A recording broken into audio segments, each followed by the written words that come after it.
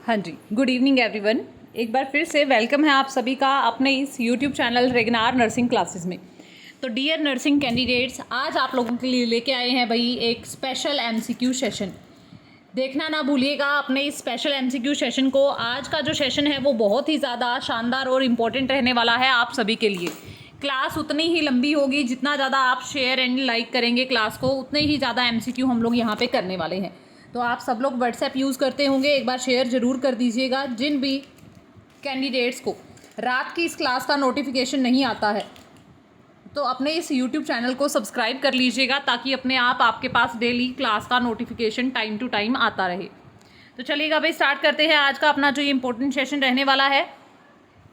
एक और इन्फॉर्मेशन है जो मैं आप लोगों के साथ यहाँ पे शेयर करना चाहती हूँ, आप लोग भी आगे अपने फ्रेंड्स तक शेयर कर दीजिएगा।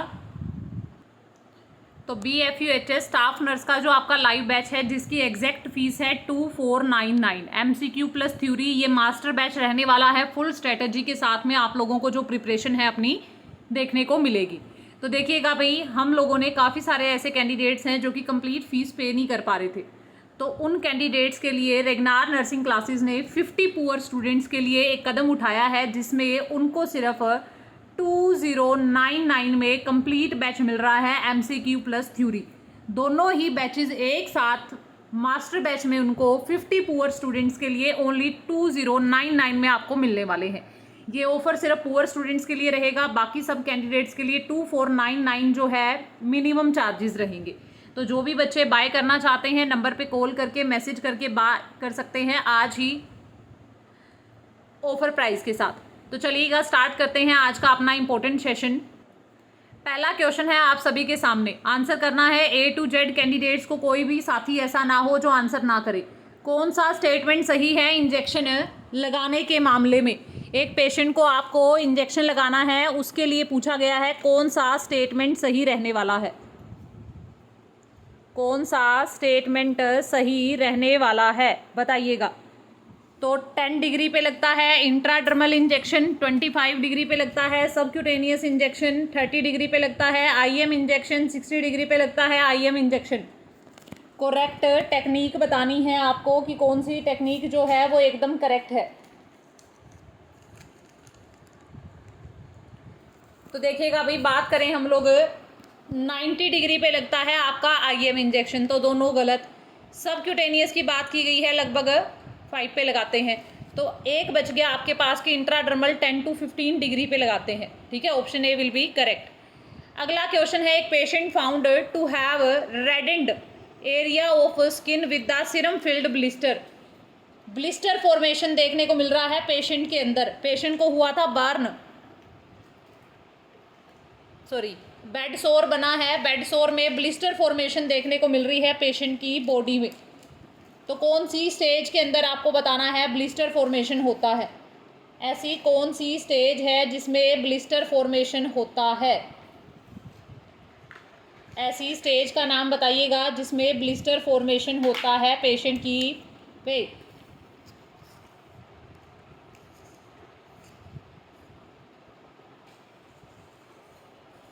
तो भाई ब्लिस्टर फॉर्मेशन होता है स्टेज सेकंड के अंदर। किसमें बनता है ब्लिस्टर? सेकंड में। First stage and second stage में होता है पेन। क्या होता है? पेन। थर्ड और फोर्थ स्टेज के अंदर पेन नहीं होता, ठीक है ना, क्योंकि ये डीपर होता है। यहाँ पे जो नर्व्स हैं वो एक्टिविटी शो नहीं करती, तो इसीलिए पेन भी नहीं होता। तो फर्स्ट एंड सेकंड स्टेज में सबसे ज़्यादा पेन देखने को मिलता है, उसके बाद में पेन जो है वो रिड्यूस्ड देखने को मिलता है। ठीक है भाई, अगला क्वेश्चन है आपका, कौन सा फॉलोइंग जो सिस्टम है ऑक्सीजन डिलीवरी सिस्टम का, जो कि मैक्सिमम कंसंट्रेशन में आपको ऑक्सीजन देता है? सेम क्वेश्चन एग्जाम में भी आ चुका है भाई, मैनी टाइम्स रिपीट हुआ है ये क्वेश्चन ऑक्सीजन डिलीवरी सिस्टम का। ऐसा कौन सा ऑक्सीजन डिलीवरी सिस्टम है जो मैक्सिमम ऑक्सीजन डिलीवर करता है?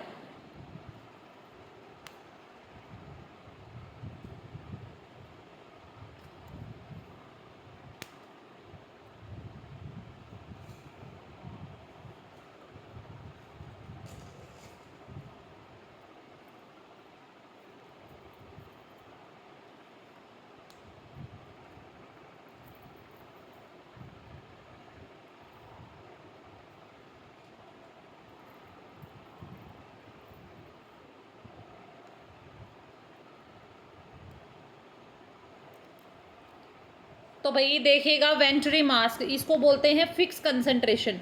ये एक ऐसा सिस्टम होता है जिससे आप फिक्स कंसंट्रेशन में ही क्या देख सकते हो, या फिर एक्यूरेट कंसंट्रेशन भी बोलते हैं इसको।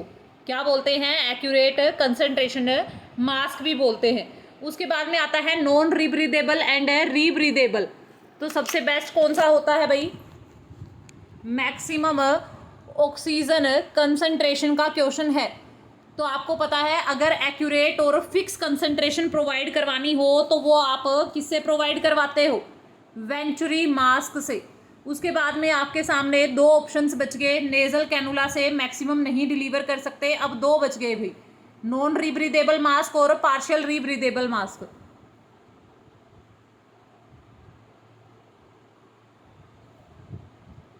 तो नॉन रीब्रीदेबल मास्क से आप 100% तक क्या डिलीवर कर सकते हो भाई? ऑक्सीजन डिलीवर कर सकते हो, ठीक है, हाईएस्ट कंसंट्रेशन में। अगला है the drainage that is used for drain of bile after and open cholecystectomy. Open cholecystectomy हुई है पेशेंट की, तो उसके लिए कौन सा ड्रेनेज सिस्टम है जो आप पेशेंट पे अप्लाई करोगे? कोलिसिस्टेक्टमी के मरीज में कौन सा ड्रेनेज सिस्टम? तो पेनरोज आपको पता है ये क्या होता है? ओपन ड्रेनेज सिस्टम है, ठीक है ना। ये कैसा भाई? ओपन ड्रेनेज सिस्टम होता है। एक होता है टी ट्यूब, आज दिन में भी हमने किया था।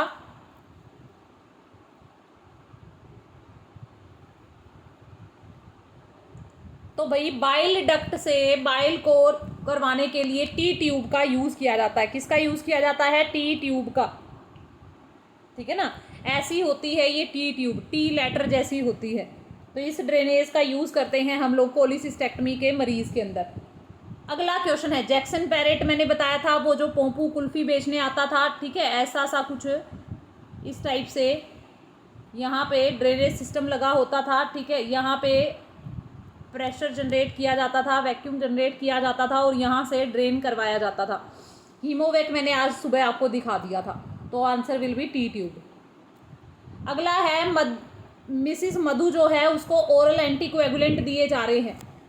किसके लिए? पल्मोनरी एम्बोलिज्म हुआ है पेशेंट को, तो उसके लिए क्या दिए जा रहे हैं भाई? पेशेंट को एंटीकोएगुलेंट दिए जा रहे हैं, ठीक है। तो आपको ये बताना है कि ब्लड टेस्ट मॉनिटरिंग के लिए आपको ये बताना है, जिस पेशेंट को वारफरिन चल रहा है उसके अंदर आप पेशेंट का क्या चेक करोगे? डी डाइमर टेस्ट करोगे, पार्शियल थ्रोम्बोप्लास्टिन टाइम चेक करोगे, आईएनआर चेक करोगे पेशेंट का, या क्लोटिंग टाइम चेक करोगे? तो भाई पीटी आईएनआर चेक किया जाता है, PT plus INR in the patient of warfarin, PT INR. और पीटीटी, ये पीटीटी किस में चेक करते हैं? ये चेक करते हैं हिपैरिन देते टाइम, हिपैरिन देते टाइम हम क्या चेक करते हैं? पेशेंट का पार्शियल थ्रोम्बोप्लास्टिन टाइम।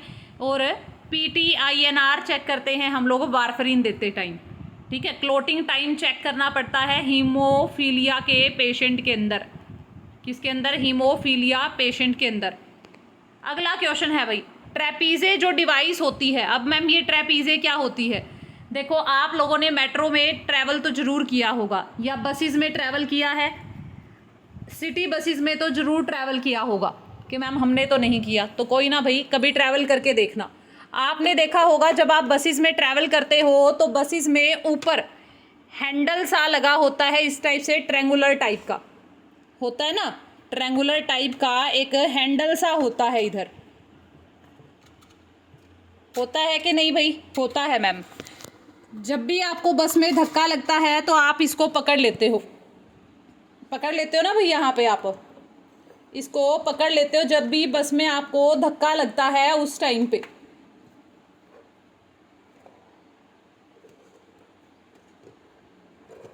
पकड़ते हो ना, तो उसको बोलते हैं, ऐसा ही सेम पेशेंट की बेड पे होता है, बेड के ऊपर ये ट्रेपीजे नाम का लगाया होता है, ट्रेपीजे बार जिसको बोलते हैं, ठीक है भाई। तो ये बता है कि इसका पर्पस क्या होता है ट्रेपीजे बार का।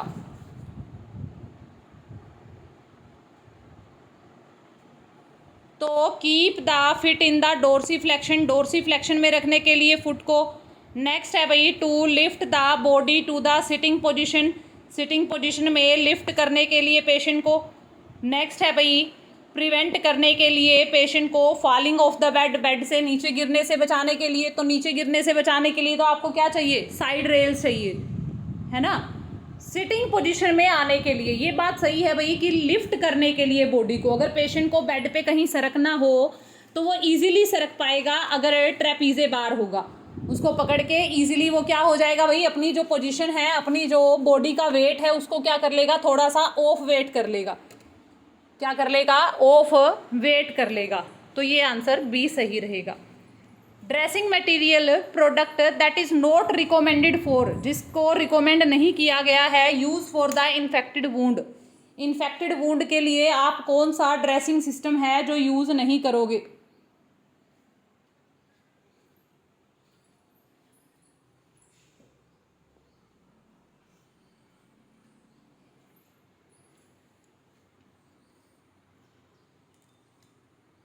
कौन सा ड्रेसिंग सिस्टम है जो आप को ड्रेसिंग करते टाइम कौन सा मटेरियल है जो आप यूज़ नहीं करोगे।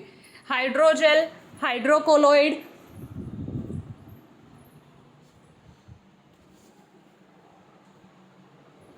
एल्जीनेट,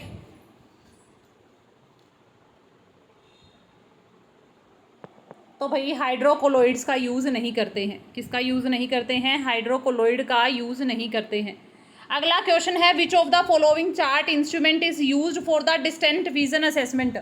किसी भी पेशेंट का डिस्टेंट विजन असेसमेंट करना है तो आप कौन सा इंस्ट्रूमेंट यूज करने वाले हो डिस्टेंट विजन के लिए।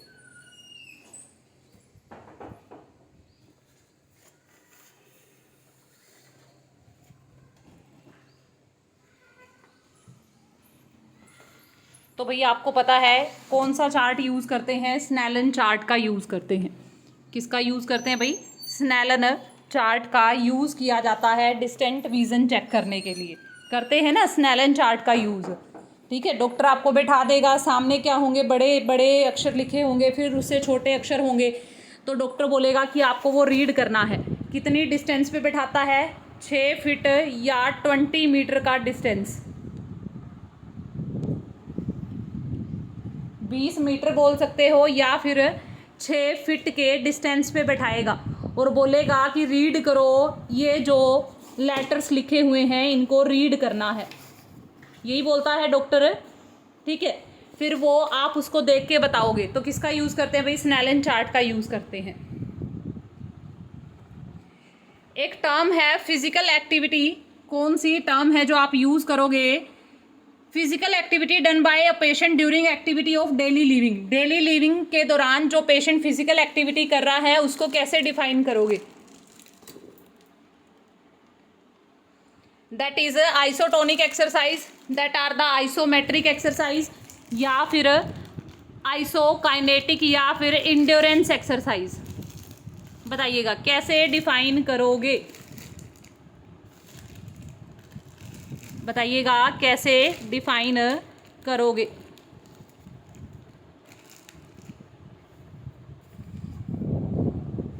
आइसोटोनिक, आइसोमेट्रिक, आइसोकाइनेटिक, तो वो होती हैं भाई इंड्योरेंस एक्सरसाइजेस। कौन सी होती हैं, इंड्योरेंस एक्सरसाइजेस। हम बोलते हैं ना, हम तो इतना वॉक तो हम डेली ही करते हैं, है ना, जो आप काम करते टाइम करते हो वो क्या होती है आपकी endurance exercises.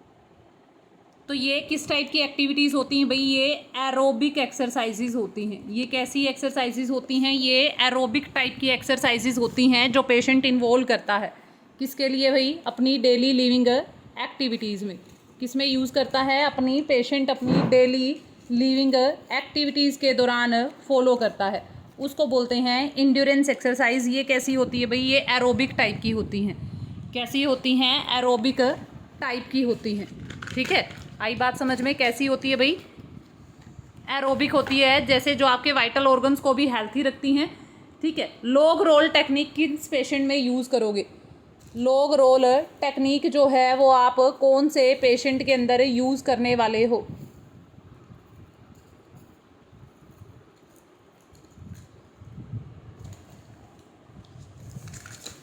Log role technique का यूज़ कहाँ पे करोगे?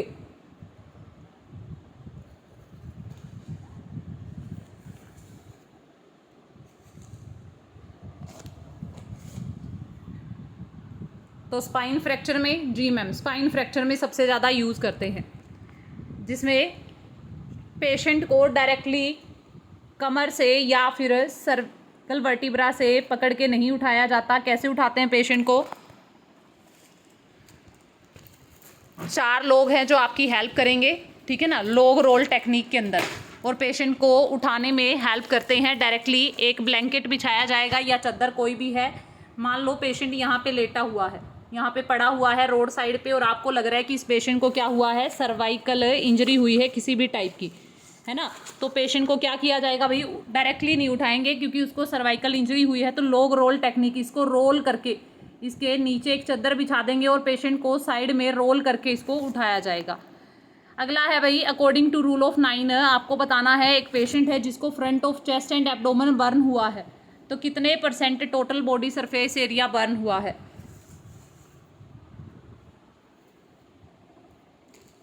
कितने % total body surface area burn हुआ है इस पेशेंट का?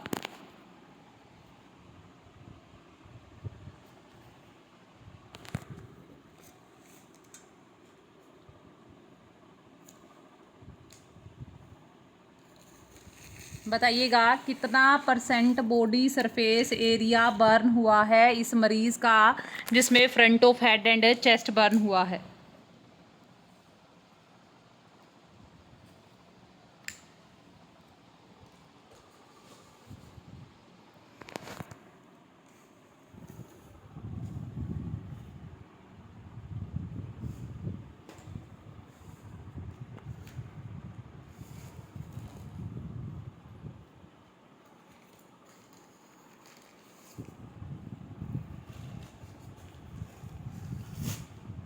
Very good.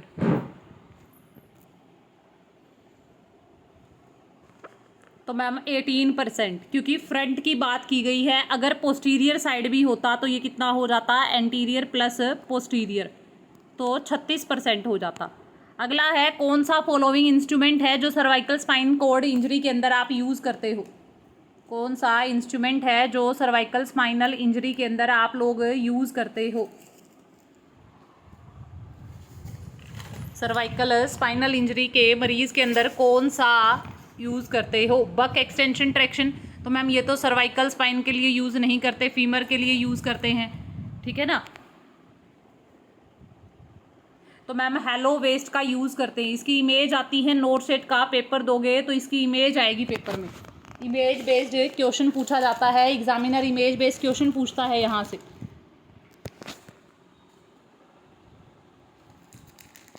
ठीक है भाई। अगला क्वेश्चन है, करेक्ट कलर कोड मैच करना है आपको डिज़ास्टर पेशेंट के लिए। डिज़ास्टर का कोई भी मरीज़ है उसके लिए कलर कोडिंग मैच करनी है कि कौन सा स्टेटमेंट सही है, कौन सी कलर कोडिंग सही है।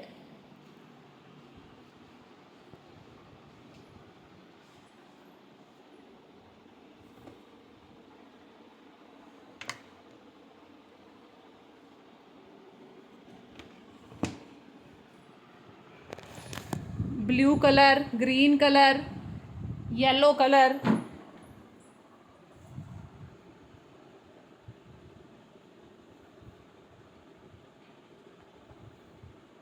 तो भाई ग्रीन कलर यूज़ करते हैं माइनर के लिए, ब्लू कलर कोडिंग नहीं होती, येलो क्रिटिकल इल के लिए नहीं होता, ठीक है, रेड होता है, और वाइट कलर नहीं होता डेड पेशेंट के लिए, वो ब्लैक होता है।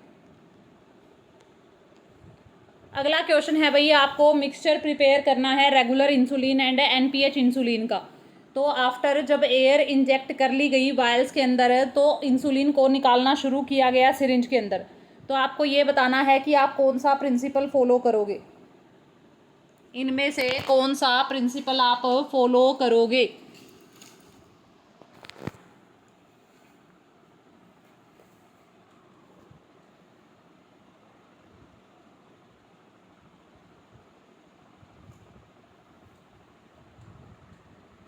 कौन सा प्रिंसिपल आप फॉलो करोगे?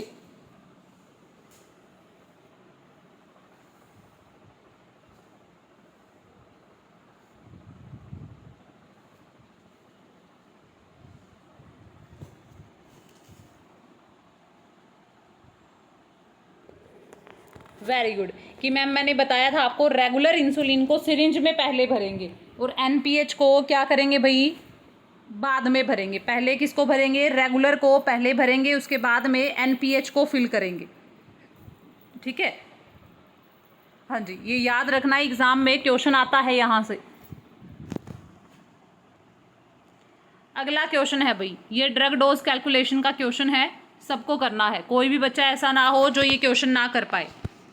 80 किलो का बंदा है, dopamine as an IV infusion देना है, माइक्रो ड्रिप सेट है और 10 micro drops per KG per minute चल रहा है। 4 मिलीग्राम डोपामिन को मिक्स किया गया है 500 ml नॉर्मल सलाइन के साथ में। ठीक है, if 60 micro drops in 1 millilitre, तो ड्रॉप रेट बताना है आपको, ड्रॉप रेट बताना है।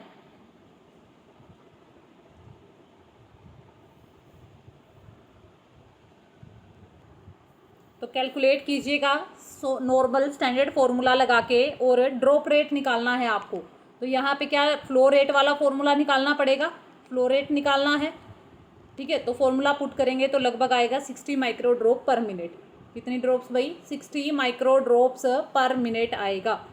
ठीक है, निकाल के देख लेना। ठीक है, जिसको ना आए कल की क्लास में पूछ लेना। स्टैंडर्ड फॉर्मूला मैंने आप लोगों को करवाया हुआ है, फ्लो रेट फॉर्मूला करवाया हुआ है, दोनों फॉर्मूला स्टैंडर्ड फॉर्मूला यूज़ करोगे आप। मैंने वो ट्रिक भी बताई थी आपको कि जब भी ऐसे क्वेश्चंस आते हैं तो सबसे पहले क्या चेक करोगे। तो देखो इस क्वेश्चन में माइक्रो ड्रॉप्स पर मिनट दिया हुआ है, क्या दिया हुआ है, माइक्रो ड्रॉप्स पर मिनट, मतलब यहाँ पे क्या निकालना है, फ्लो रेट वाला फॉर्मूला लगाना पड़ेगा। ठीक है, अगला क्वेश्चन है, रेक्टल टेम्परेचर लिया गया है एक पेशेंट का। ठीक है, तो आपको ये बताना है कि आपको पता हो तो रेक्टल टेम्परेचर कितना होना चाहिए, नॉर्मल लिमिट क्या होती है रेक्टल टेम्परेचर की। तो 99.8, 97.6 कितनी किसकी होगी भाई, ये होगी एक्जिला की, और 97.6 किसकी होगी, सॉरी 98.6 किसकी होगी, ये होगी ओरल की। ठीक है, तो ये थे आपके कुछ इंपॉर्टेंट क्वेश्चंस, 100 अपने कंप्लीट हुए। ठीक है, तो जिन्होंने भी प्रीवियस क्लासेस नहीं देखी हैं, प्रीवियस क्लासेस देख लेना। लास्ट डे है ऑफ़र का, जो भी कैंडिडेट्स बाय करना चाहते हैं, मैंने आपको वो जो इकोनॉमिकल पुअर कैंडिडेट्स वाला था वो ऑफ़र बता दिया है। जो भी अगर आपका कोई दोस्त इकोनॉमिकली पुअर है, ठीक है, तो वो ज़रूर कॉन्टैक्ट कर सकता है। ठीक है, पढ़ो भाई, अच्छे से पढ़ो, पढ़ने से ही सिलेक्शन होगा, बिना पढ़ाई के कुछ भी नहीं है। ठीक है ना, जब तक पढ़ोगे नहीं आगे भी नहीं बढ़ पाओगे, कोई फ़ायदा नहीं होगा प्राइवेट जॉब करने में। आपको पता है प्राइवेट जॉब सिर्फ एक टाइम के लिए ठीक है आपके लिए, लेकिन सिक्योरिटी तो आपको गवर्नमेंट जॉब ही देगी। तो पढ़ो जितना हो सकते हो, कंपटीशन जितना ज़्यादा टफ होता जा रहा है उतना आपके लिए मुश्किलें खड़ी हो रही हैं। ठीक है, तो पढ़ो, पढ़ाई पे फोकस करो, पढ़ोगे तो सिलेक्शन श्योर होगा। मिलते हैं कल की क्लास में। Thank you so much.